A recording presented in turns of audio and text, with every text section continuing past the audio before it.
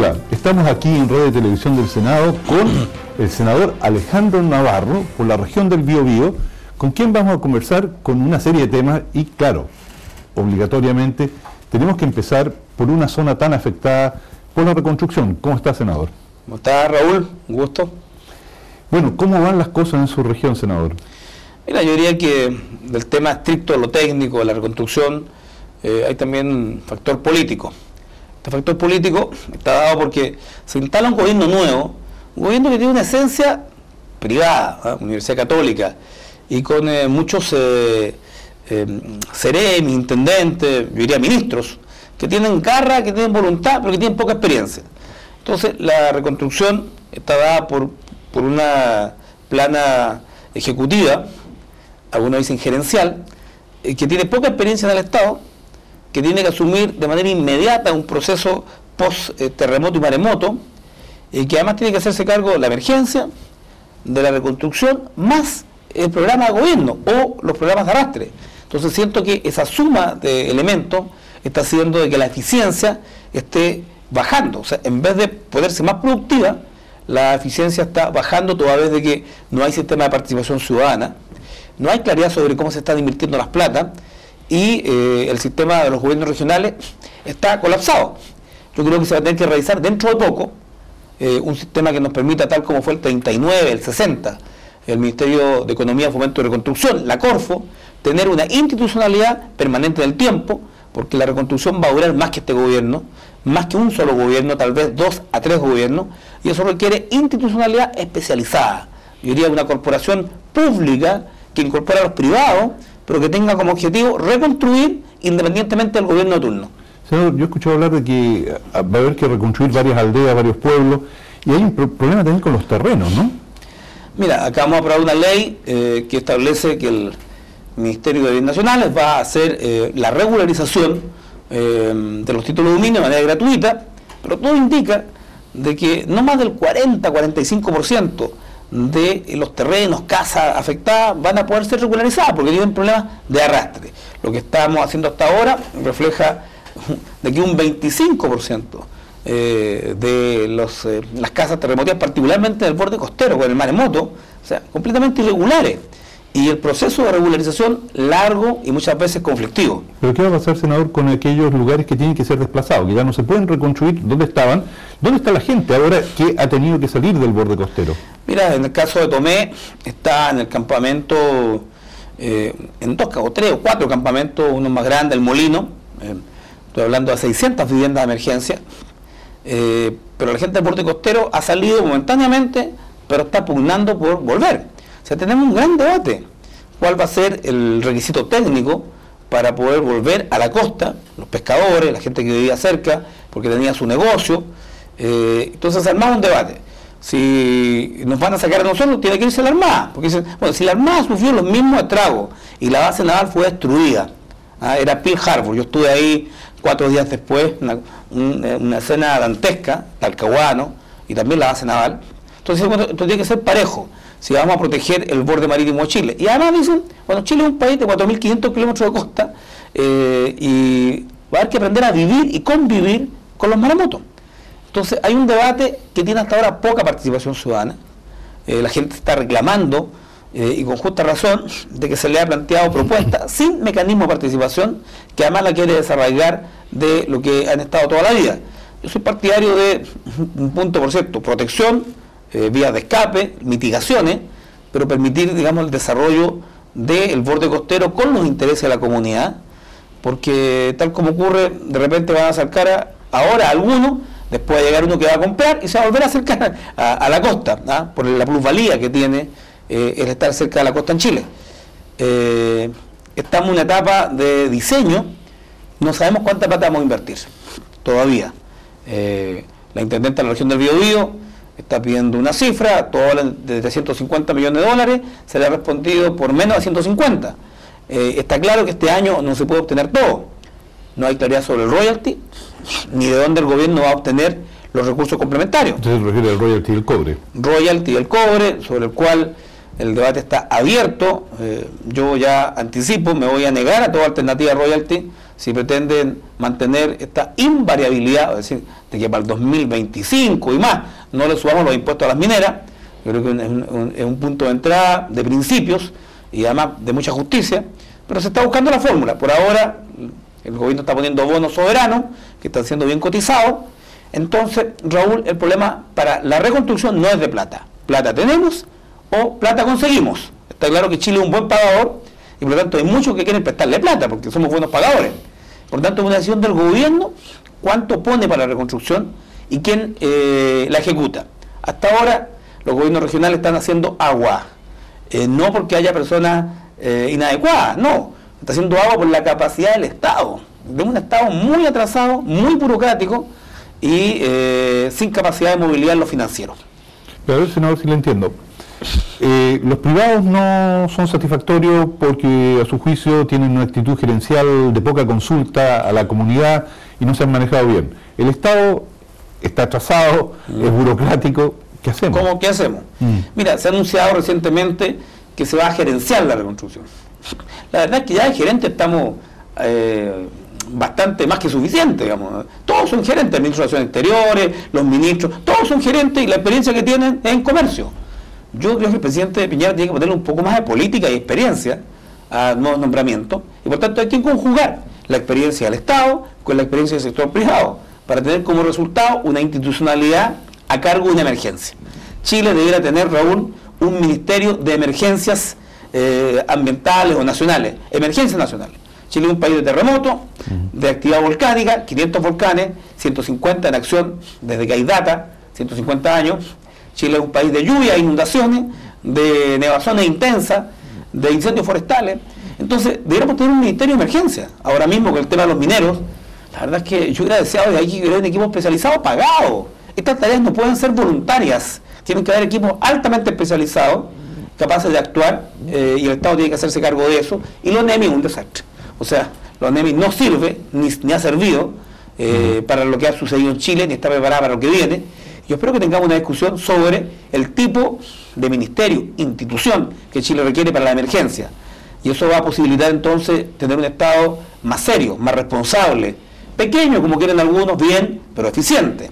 Y en este sentido, te reitero, este Estado tiene que abrirse a la iniciativa privada, pero particularmente delegar autoridad, pero jamás responsabilidad. O sea, la responsabilidad de la emergencia o de la reconstrucción no puede recaer ni en un banco, ni en un gerente contratado part-time para que se haga cargo de la reconstrucción un par de años. Tiene que ser una responsabilidad de Estado.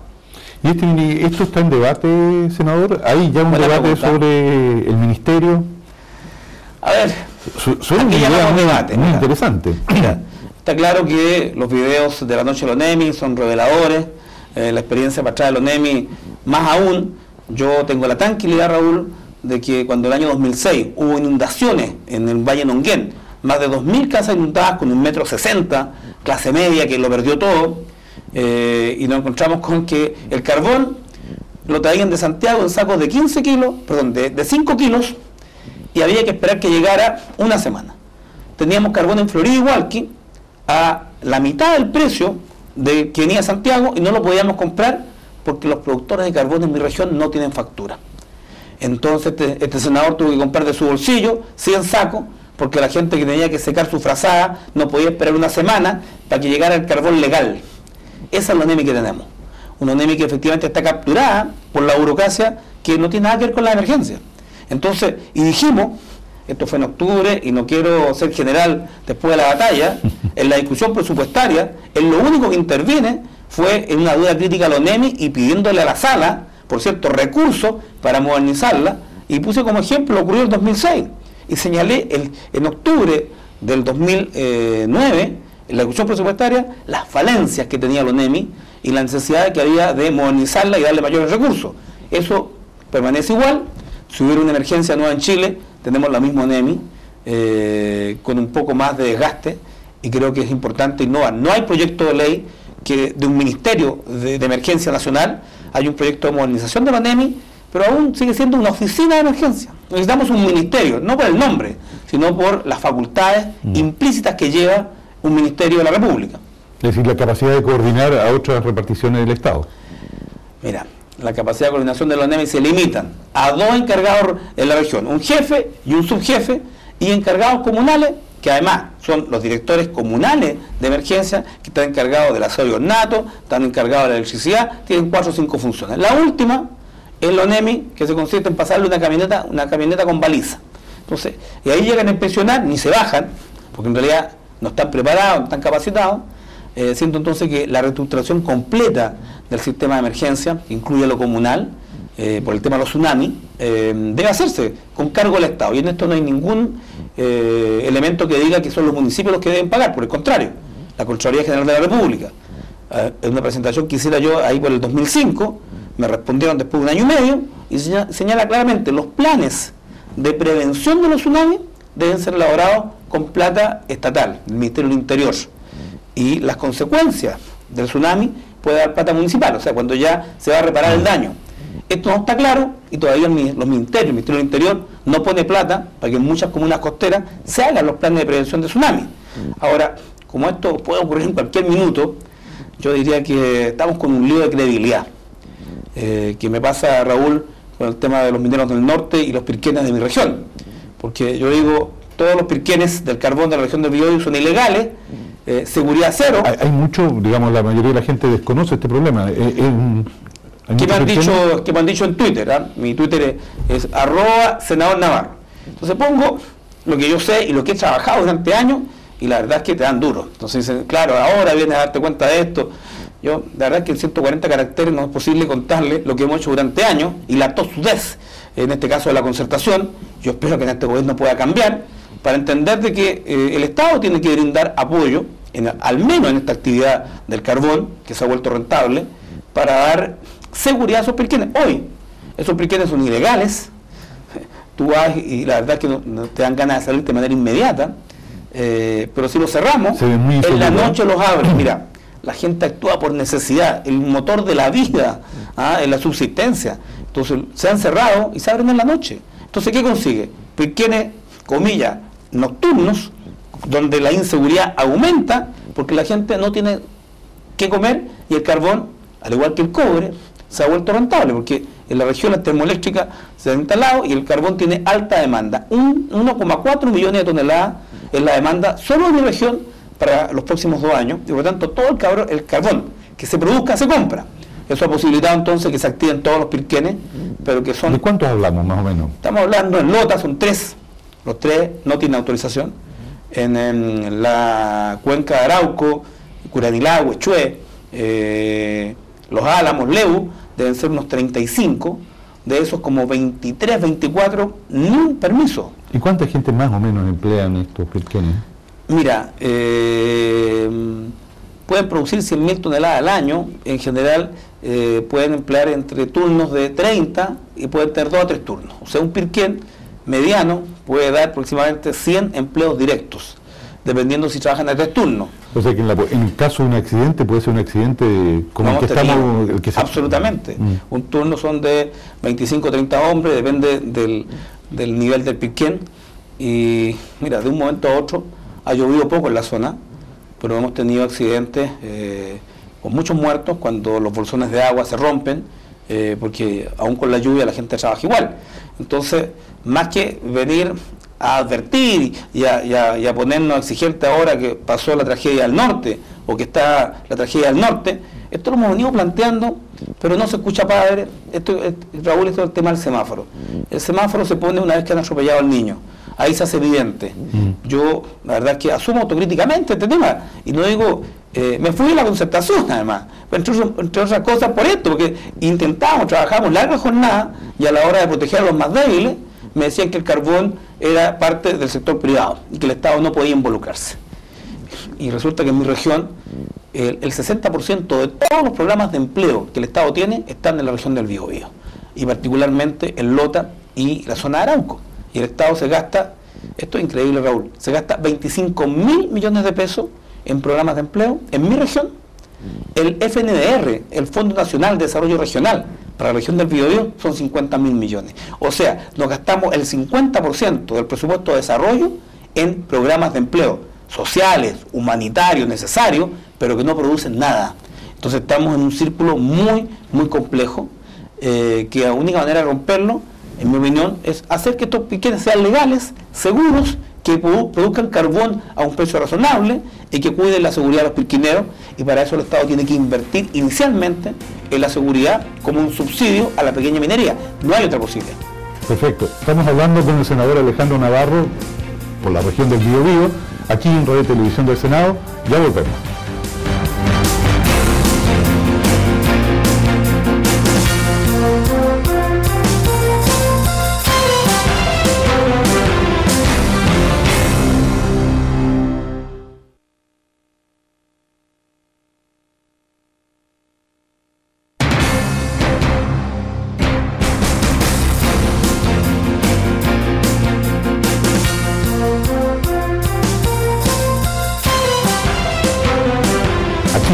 Televisión del Senado, conversamos con el senador Alejandro Navarro por la región del Biobío. Recién veíamos los graves problemas que tiene la región, especialmente los pirquenes, el tema del carbón, pero también hay otros problemas en la región, senador. Hay una movilización mapuche muy importante y usted ha estado involucrado en ese conflicto, ha estado apoyando a los huelguistas de hambre, lo ha visitado. ¿Qué está pasando allí? Mira, antes de eso, Raúl, solo decirte que en el caso de la tragedia de los mineros del norte, sabemos la vida, el nombre de todos los mineros, pero no tenemos idea del nombre de los dueños de la mina. En algún minuto, ojalá que sepamos quiénes son los dueños de esa mina. Tema mapuche. Mira, el Estado chileno ha venido reconociendo de manera paulatina, pero progresiva, de que tiene una responsabilidad histórica en el tema mapuche. Y esto es un tema que debería ser parte del estudio, de la escuela, del liceo. Porque me ha tocado cuando yo digo, mira, 300 años de lucha, este es un pueblo que no se rindió, no fue subyugado, sino hasta la pacificación de la Araucanía. Pero los españoles, Biobío, el río Biobío fue la frontera histórica. De allí no pasaban los españoles. Y por lo tanto un pueblo que ha luchado toda su vida. Es más, los españoles reconocieron como nación a los mapuches. Por favor, los tratados reconocen como nación y por tanto con territorio. Entonces, para entender este tema hay que conocer la historia. Porque si uno parte y cree que esto comienza con las forestales, se equivoca. Entonces lo que tenemos es un problema de tierra. Don Patricio Aylwin creó la Comisión de Verdad Histórica y Nuevo Trato.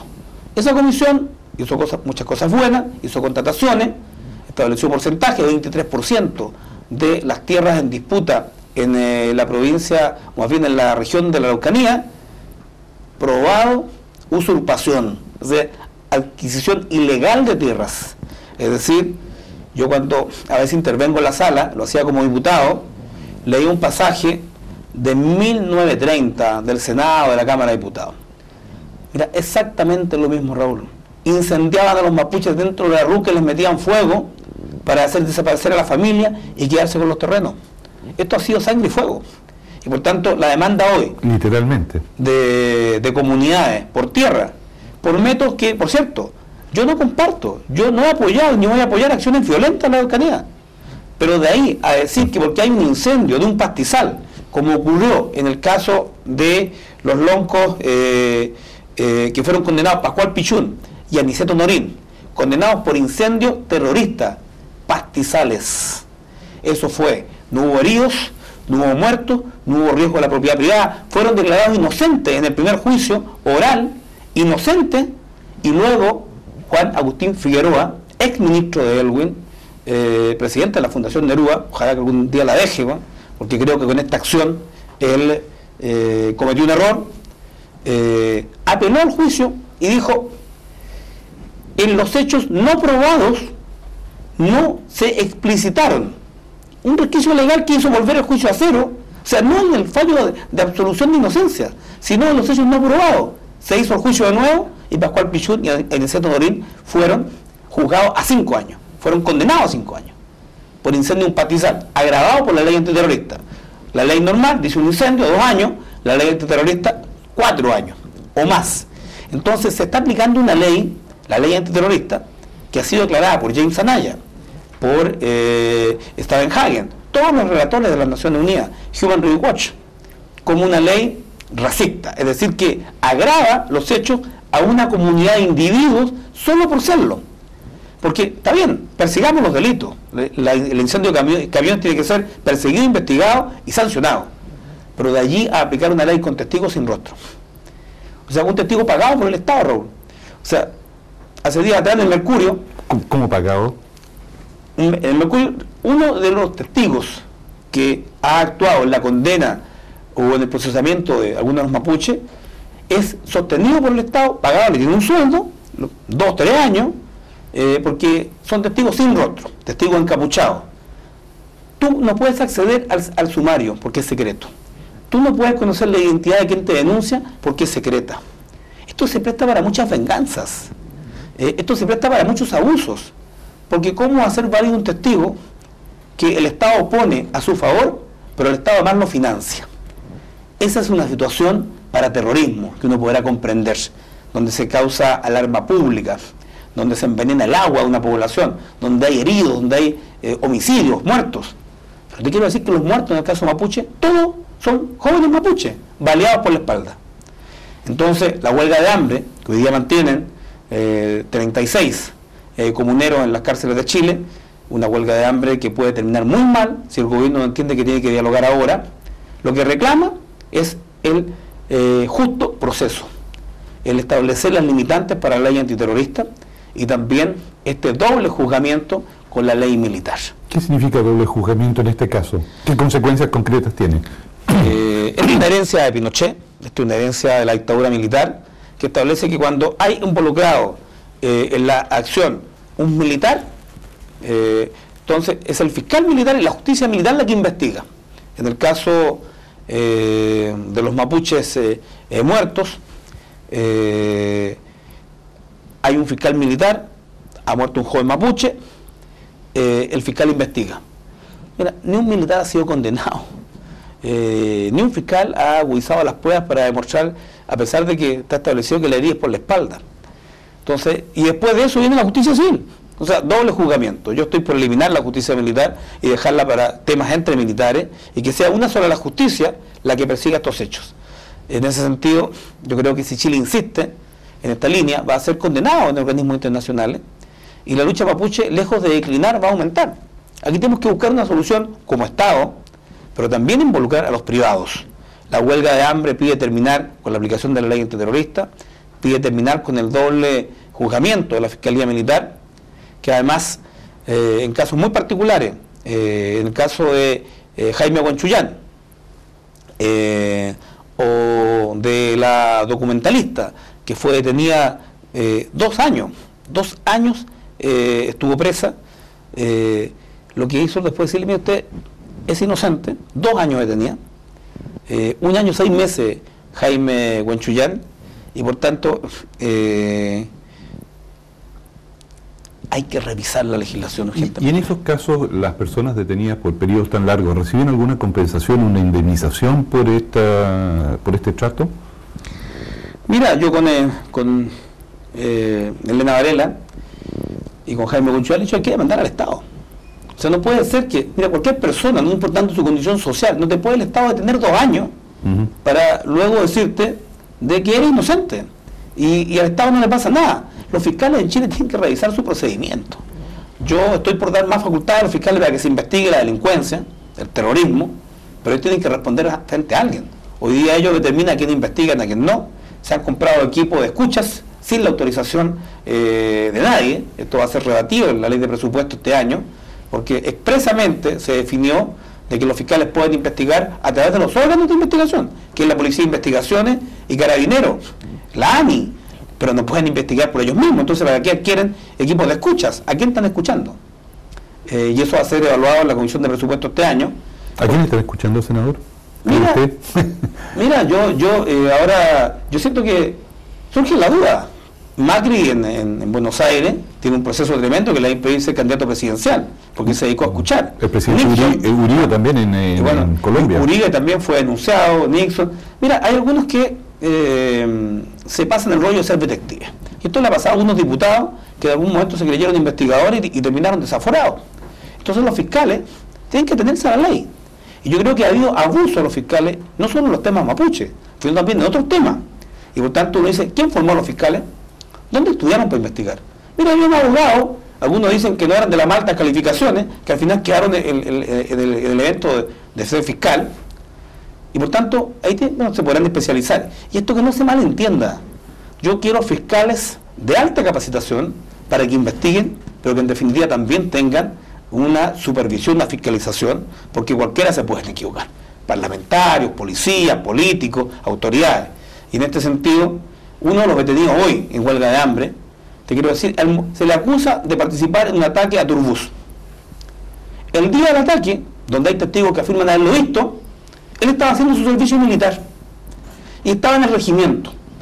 Y se le ha pedido reiteradamente al fiscal que pida la certificación del regimiento, lo que demostraría de que no podía estar en los dos lados. Él estaba en el regimiento y no ha querido hacerlo. Ya, o sea, 7 meses detenido. Tiene una coartada sólida. 7 meses detenido y el fiscal se niega a pedir la certificación porque se le cae la prueba y tendría que dejarlo en libertad.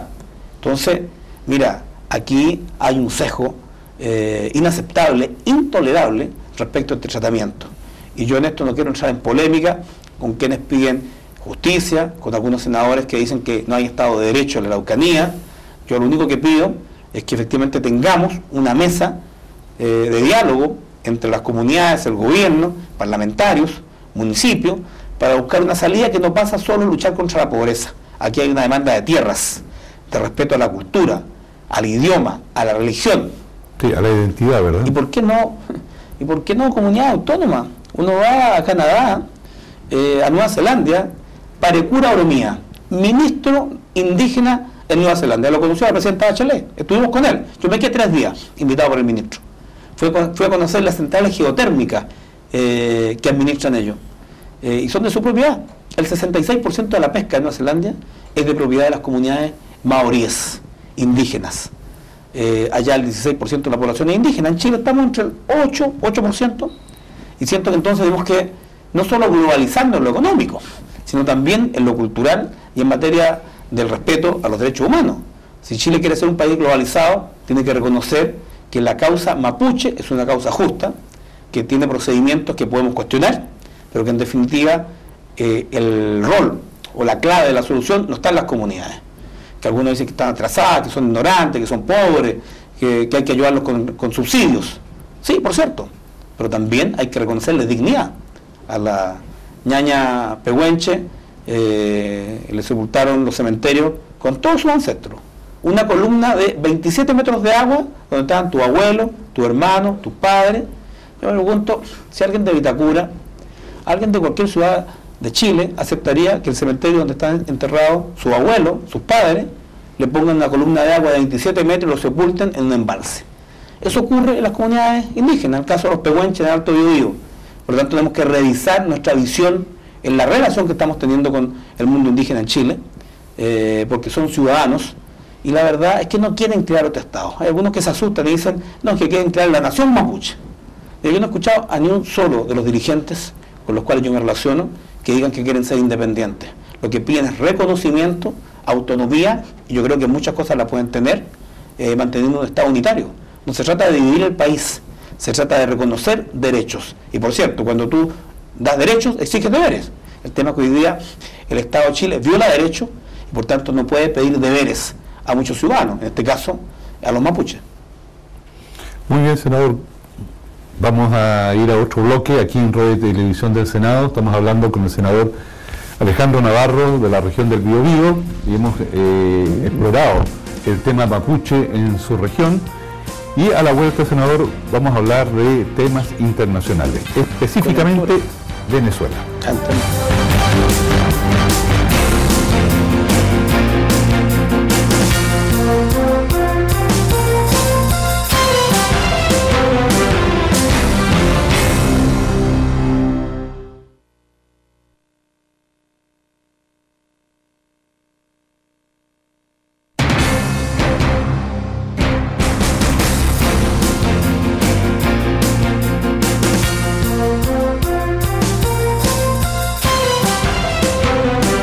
Ya estamos de vuelta con el senador Alejandro Navarro por la región del Biobío. Hemos tenido una interesante conversación y ahora vamos a un tema que es el tema en América Latina, senador, y es qué pasa en Venezuela, toda esta crisis que afortunadamente tiene mejor cara ahora con Colombia, pero todas estas acusaciones contra el presidente Hugo Chávez, usted ha estado allá, tiene una relación, incluso se le imputa de que usted recibe ayuda de los venezolanos, cuéntenos. Mira, la verdad es que, bueno, que tenga pruebas, que las ponga al tapete y las discutamos, porque es una acusación un poquito desgastada, pero miente, que siempre algo queda. Goebbels, ¿ah? Así lo decían los propagandistas nazis, porque siempre queda un residuo que cuesta después mucho desmentir. Pero como la vida es dinámica, y uno tiene el cuero duro, por cierto, yo creo que imputarte por tener una amistad con un presidente de una nación hermana como Venezuela, la nación de Andrés Bello, el fundador de la Universidad de Chile, imputarte una relación que es política, por cierto. Yo me considero bolivariano, soy latinoamericanista como Allende, como el Partido Socialista, digamos. Claro que cada día se les dibuja más el hacha en la América, su bandera.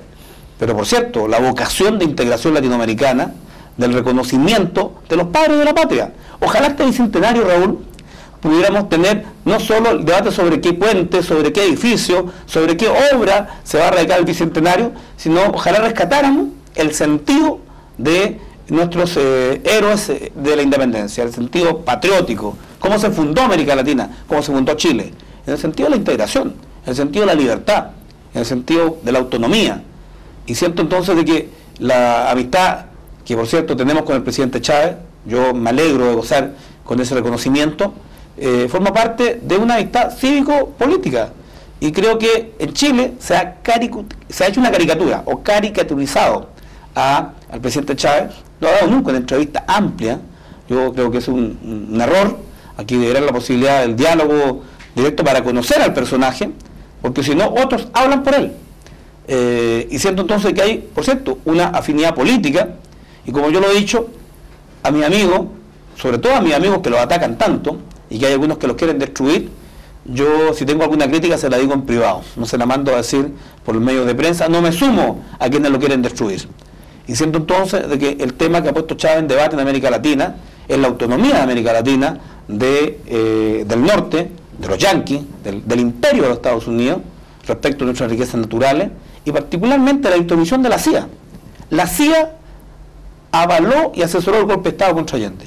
La CIA avaló y asesoró el golpe de Estado contra Chávez, cuyo objetivo era su fusilamiento, como estuvo a punto de ocurrir. Y por cierto, la CIA actuó en Honduras. Podríamos discutir largamente, pero este es un país que no le gusta tener memoria colectiva y retroactiva. Pero ahí están los 200 tomos de los archivos desclasificados de la CIA, que están en la Biblioteca Nacional, a disposición de cualquiera de nosotros, están en inglés, y que dicen claramente cómo la CIA actuó en Chile, y en mi opinión sigue actuando. El caso del pakistaní así lo demuestra, claramente ellos no son espectadores, son actores. Pero volviendo al tema, sí, hay que discutir el tema de Venezuela en Chile, y discutámoslo, yo estoy disponible. Y quiero hacerte una afirmación provocadora, Raúl. ¿Por qué provocadora? Porque sí, el sistema democrático electoral de Venezuela es muchísimo más democrático que el chileno. A propósito de Walker y de Alaman, que reclaman que no los dejan entrar, ellos pueden ingresar cuando quieran.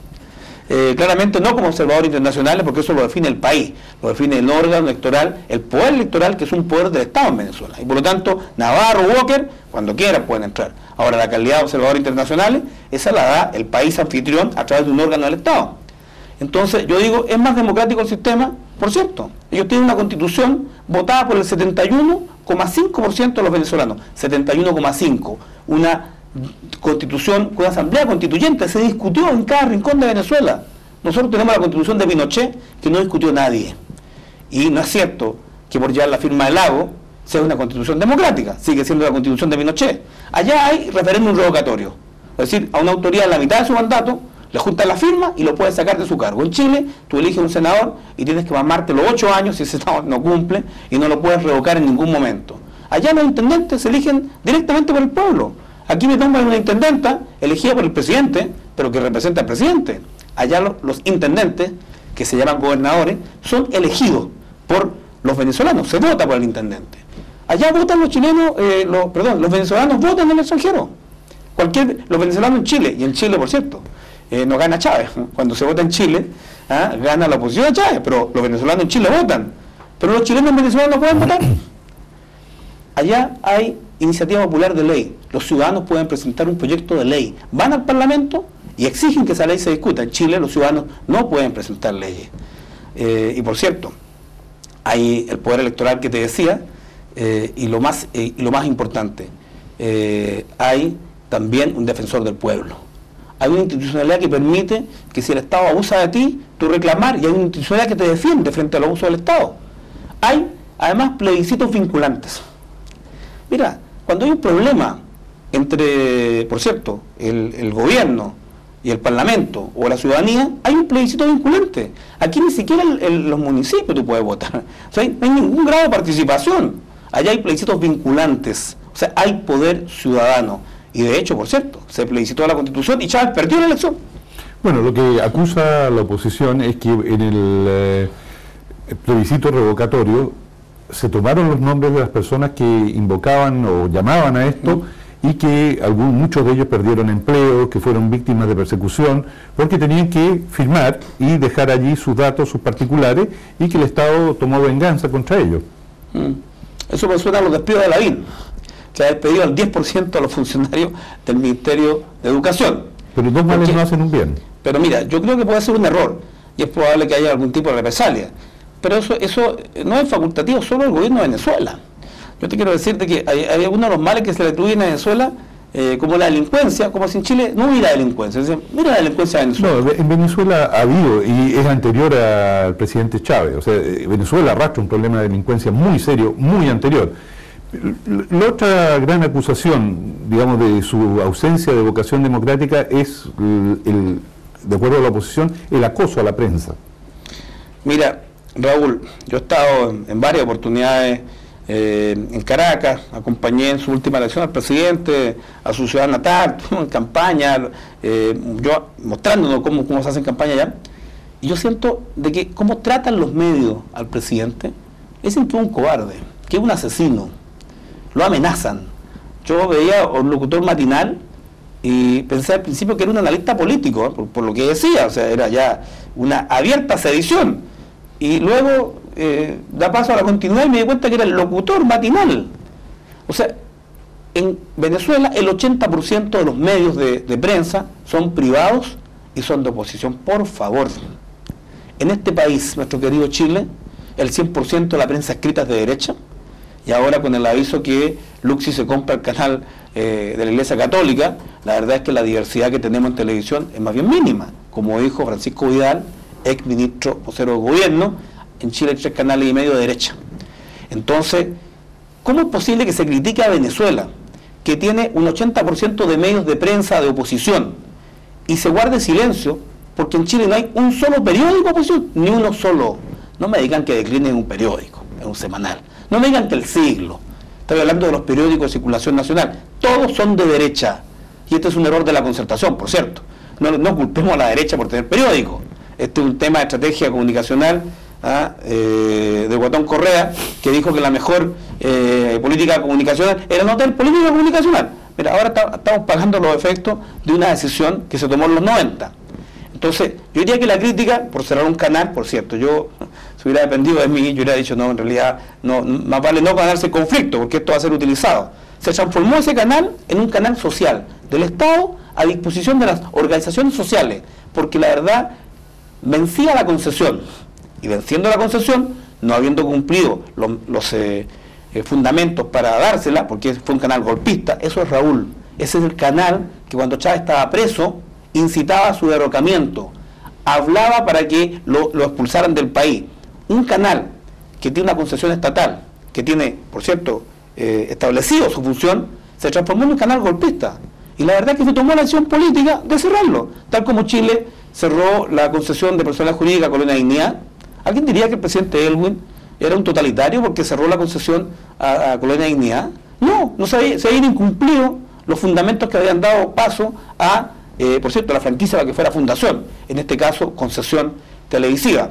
Y como se lo decía Jovino Novoa hace algunos minutos en el ascensor, a propósito de la venta de Canal 13, yo estoy con Hernán Larraín, que dice que el espíritu, cuando se entregaron las concesiones televisivas en Chile, era para que las universidades tuvieran acceso a ellas y pudieran brindar, por cierto, una amplitud representativa del país, y no que tuvieran dueños privados. Se vendió, bueno, y sobre todo Canal que 11, tuvieran una función educativa, ese fue el criterio central. Claro, súper educativa, el Mega sobre todo.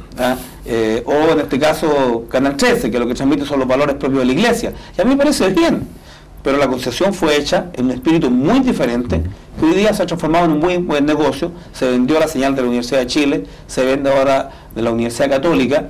Ojalá que en la televisión digital soportemos el lobby duro que hay respecto a la señal digital y tengamos una televisión más representativa de lo que es el país. Pero, senador, volviendo a la situación en Venezuela y la crisis que ha tenido con Colombia a partir de las acusaciones de que en Venezuela habrían elementos de la FARC y campamentos, llama también la atención lo que se podría interpretar como una cierta paranoia por parte del presidente Chávez, que un día señala que está a punto de ser invadido y al día siguiente o algunos días después todo ha pasado y digamos las cosas vuelven a la normalidad.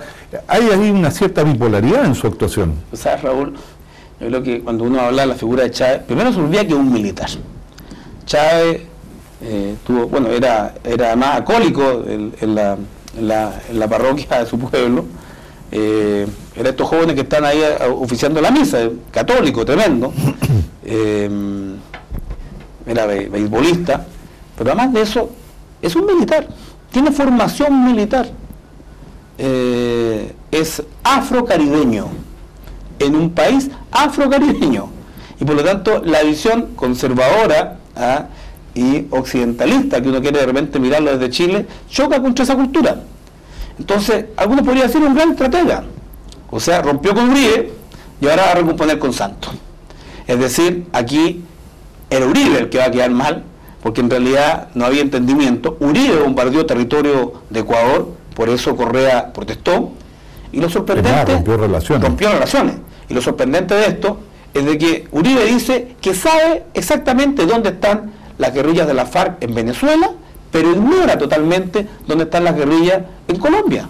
Entonces uno dice, bueno, ¿cuál es el tema? Si están los norteamericanos, 7 bases militares norteamericanas desplegadas en los 2.400 kilómetros de frontera que tiene Colombia con Venezuela, ¿cómo no saber dónde están las guerrillas en su mismo país? Y sí saber la que está en Venezuela. Yo no quiero negar, es posible, la frontera. ¿Cómo cuidas tú 2.400 kilómetros de frontera? Y por tanto, la pregunta ¿es responsabilidad del gobierno venezolano el luchar contra la guerrilla colombiana? ¿O es la responsabilidad del propio gobierno colombiano el poder poner limitante a esta? Además, Chávez ha llamado, tú lo escuchaste, ha llamado a la FARC al diálogo político. Yo creo que es una señal muy potente. Y su visita a Colombia, con Santos, es una señal de distinción.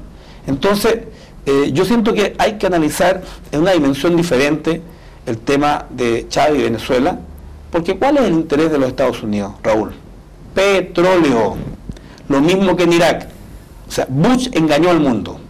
Invadió Irak, no había ni una sola arma de destrucción masiva, se quedaron en Irak, controlan el petróleo de Irak, y fíjate que le tienen así un diente al petróleo de Venezuela, porque Venezuela se ha constituido, junto con Brasil hoy día, en los países de las mayores reservas, porque la han explotado poco, y porque efectivamente hay mucho petróleo. Entonces, las 7 bases norteamericanas en Colombia no tienen como interés la lucha contra la droga, porque siguen vendiendo droga a los Estados Unidos, o en Costa Rica, como se ha anunciado, a pesar de que se ha sido desmentido. Yo siento que hay un interés estratégico, no por cuidar a los colombianos, sino ¿qué pasa por... con Costa Rica? No, había un anuncio respecto de la posibilidad de instalación de bases militares en Costa Rica. El presidente lo ha desmentido. Yo siento que Estados Unidos quiere poner bases militares y aislar a Venezuela, porque esta estrategia, Raúl, de desacreditar el proceso electoral de septiembre parlamentario, de que Walker, y esto es una crítica política para Patricio Walker, de desacreditar ese proceso, tiene en mi opinión 3 objetivos. Lo primero, cuestionar el sistema electoral venezolano, que como ya he dicho, es muchísimo más democrático que el chileno, y dejar el ara herida, para que luego el 2012, cuando venga la elección presidencial, Chávez va a competir, porque al igual que en Francia, al igual que Sarkozy, en Francia los presidentes pueden postularse todas las veces que quieran, de manera indefinida, depende del pueblo. Lo mismo en Venezuela.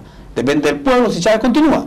El 2012 hay elecciones, Chávez lo más probable es que gane, pero se le va a intentar desacreditar por el sistema, ya no al hombre. El hombre en su pueblo, incólume, 64% de popularidad, sino que el sistema, y por lo tanto propiciar, en mi opinión, una elección de Chávez que va a cuestionar la legitimidad de su elección.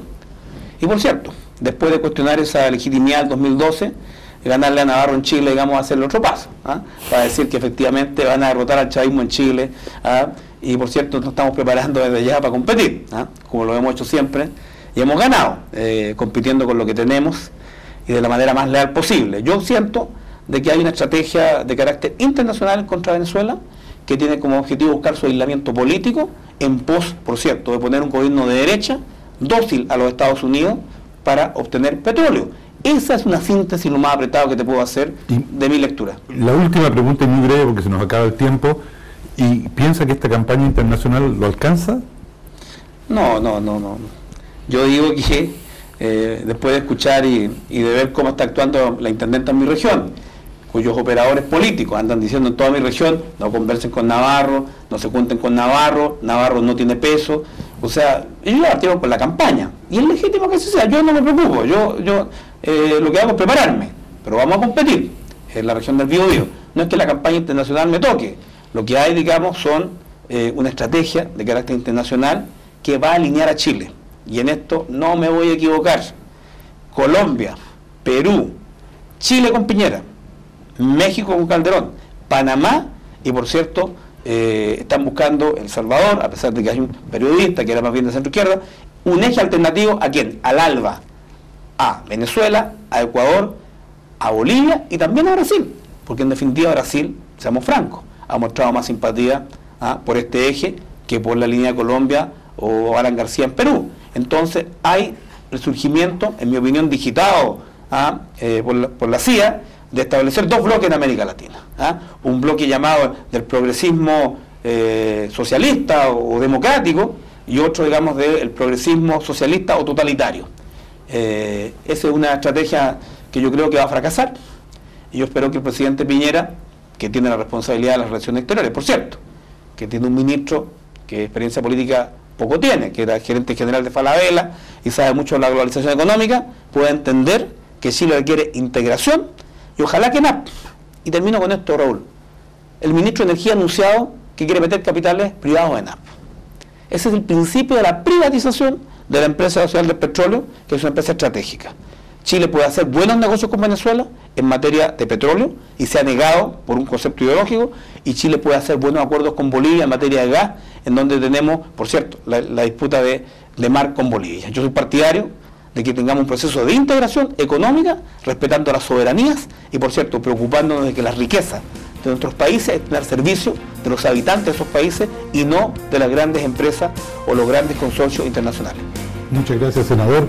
Hemos hablado con el senador Alejandro Navarro, senador por la región del Biobío. Gracias, senador.